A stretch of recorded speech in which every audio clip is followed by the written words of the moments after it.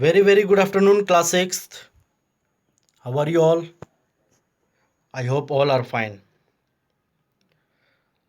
In previous class, we were discussing about that a character Bujo would like to give him 5 examples each of the object that float in water and that sink in water.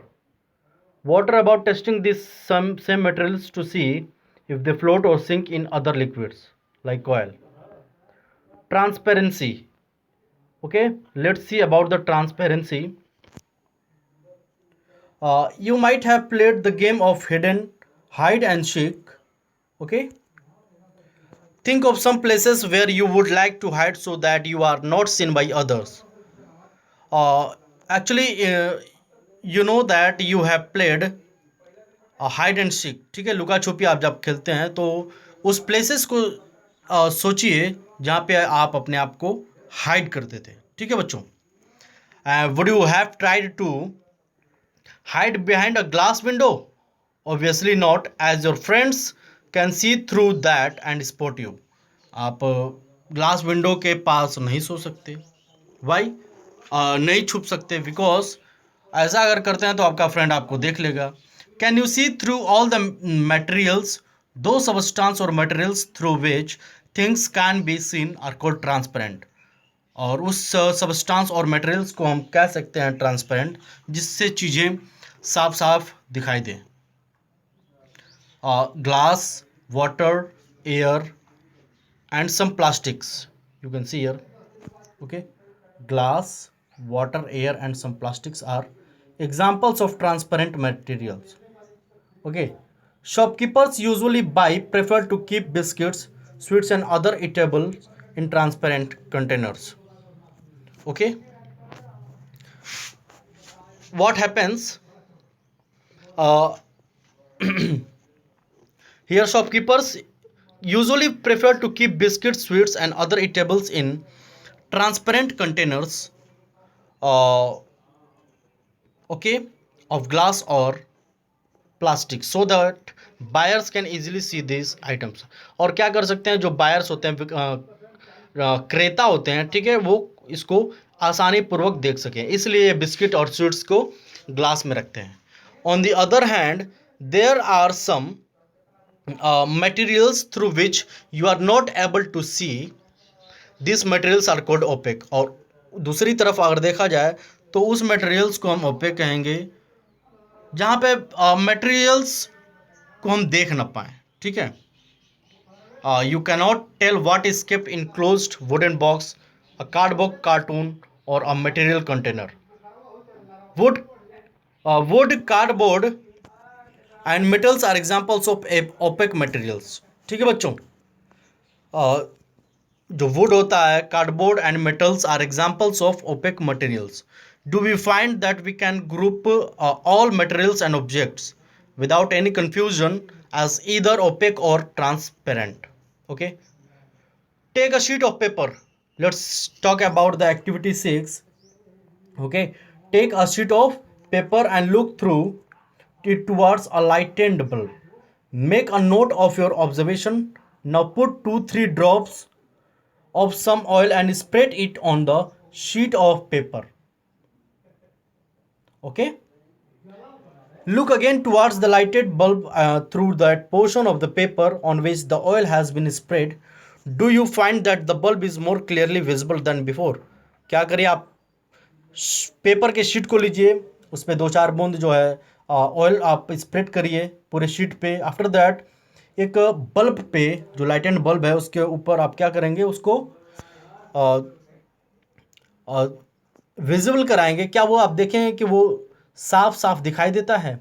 But can you see clearly through the oiled paper? Is everything on the other side of its visible? Perhaps not, शायद नहीं. The materials through which objects can be seen but not clearly are known as translucent. ठीक है, और इसको ट्रांसुलेंट कहते हैं जबकि visible हो लेकिन वो पूरी तरह से क्लियरली सीन नहीं हो. ठीक है बच्चों, remember the oily patch on the paper when we tested food items for presence of fats? That was translucent too. What it says? We tested food items for presence of fats. Okay, that was translucent too. Can you think of some more examples of translucent material? We can therefore group materials as opaque, transparent and translucent. Okay. पहेली suggest covering the glass of a torch with your palm. ठीक है, पहेली suggest करता है कि आप जो glass होता है, covering the glass of a torch with your palm. आप देखेंगे कि dark place switch on the torch and observe the other side of the palm. She wants to know whether palm of your hand is opaque. ठीक है, hand is opaque, transparent और translucent. We learned that materials differ in their appearance and the way they mix in water और other liquids. क्या कह रहा है कि हम इसमें लर्न करते हैं कि डिफरेंट जो अपीयरेंस होता है मिक्स इन वाटर और other liquids. They may float और सिंक इन वाटर और मे बी ट्रांसपेरेंट, ओपेक और translucent. Materials can be grouped on the basis of similarities और डिफरेंसेस इन देयर प्रॉपर्टीज. चलिए next देखते हैं. Why do we need to group materials, और materials को हमें ग्रुप करने की आवश्यकता क्यों होती है. ठीक है बच्चों, आइए हम डिस्कस करते हैं. Why do we need to group materials, हमें मटेरियल्स को ग्रुप करने की आवश्यकता क्यों पड़ती है. ठीक है, चलिए. In everyday life we often group materials for our convenience. At home we usually store things in such a manner that similar objects are placed together. Such an arrangement helps us to locate them easily. क्या होता है यहाँ पे देखते हैं हम कि in everyday life we often group materials for our convenience. और जितने भी मटेरियल्स होते हैं उनको हम अपने सुविधा के अनुसार उसको हम ग्रुप करते हैं. At home we usually store things in such a manner. Okay, we usually store things in such a manner that similar objects are placed together. और देखते हैं कि जो सिमिलर जो बिल्कुल जो वो वस्तुएं जो समान रहती हैं उनको एक साथ रखा जाता है. Such an arrangement help us to locate them easily. और इस तरह की अरेंजमेंट हमें उनको इजीली लोकेट करने में मदद करती हैं. ठीक है.